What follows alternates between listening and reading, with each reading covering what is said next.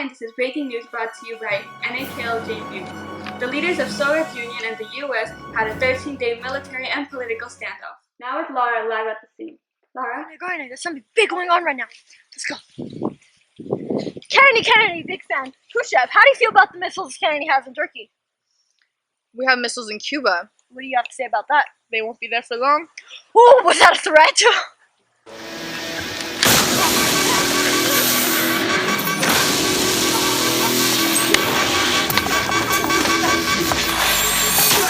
I've been sitting here for 13 days and none of them have fired yet.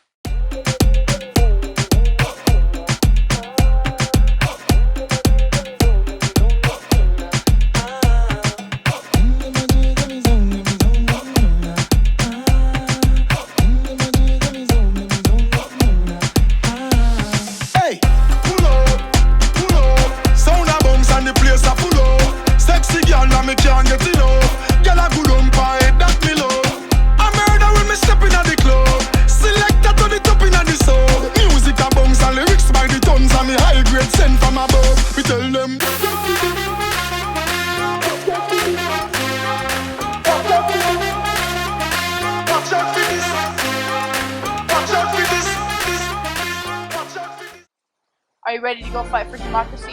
Yes, President Kennedy, I am. Go make your country proud.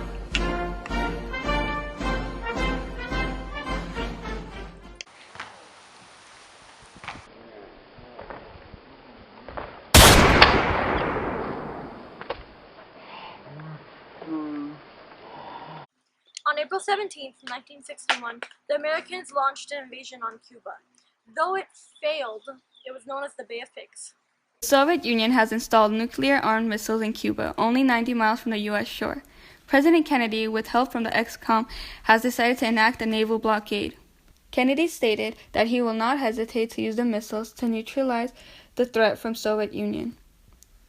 The Soviets approached the naval blockade, but stopped short when they saw American ships. Khrushchev and Kennedy finally came to an agreement in which they both removed their missiles.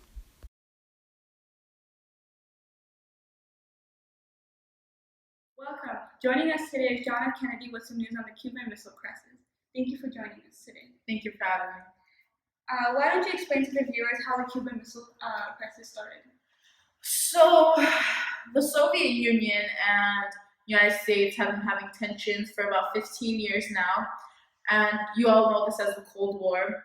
So, the Cuban Missile Crisis started off during the Cuban Civil War, in which Fidel Castro tried to turn Cuba into a communist country while they were vulnerable. Now, the Soviet Union was trying to back him up, but as a democratic state, we didn't want to let that happen. So that's when we decided we needed to send troops into Cuba to keep Cuba from becoming a communist country. Did you feel threatened by Nikita Khrushchev? I knew he had nuclear weapons and advanced war technology, but I just didn't know where. That was until we witnessed the U-2 spy plane flying over Cuba, and at that point we decided that we would publicly place nuclear weapons in Turkey just as a threat to them, so they knew not to mess with us. Explain the strategies you used to remove the Soviet influence on Cuba. So first of all, in an attempt to meet our threat, the Soviet Union placed missiles in Cuba. And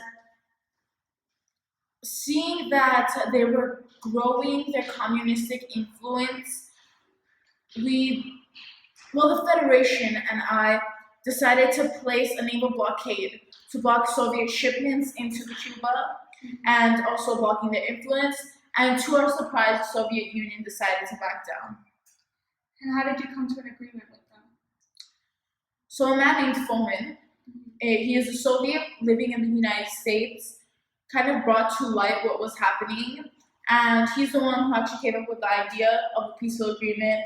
And that's when the United States just took out their missiles in Turkey, and in agreement, the Soviet Union took out their missiles in Cuba.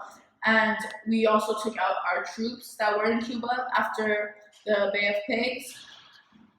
I think we were lucky that this came because we were on the verge of a nuclear war and even possibly World War III. Thank you for coming and giving your side of the story. You're welcome.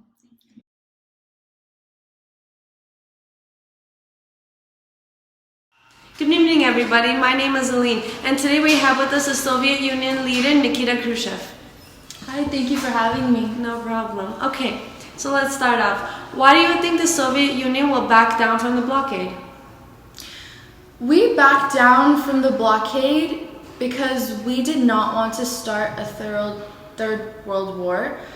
Tensions were already very high during the Cold War period, and we did not want to be the cause for any further complications. Why do you think the United States was at fault for their quarantine? Because the United States was at fault for the quarantine because it was a euphemism for the word blockade, and it made the United States seem like a caring country when that wanted the best for others. However, the United States only wanted the best for themselves. All right, next question. Do you consider the Soviet Union as a fair country? We have and support communism, so I would say that's as fair as it gets. Who do you think will win the Cold War?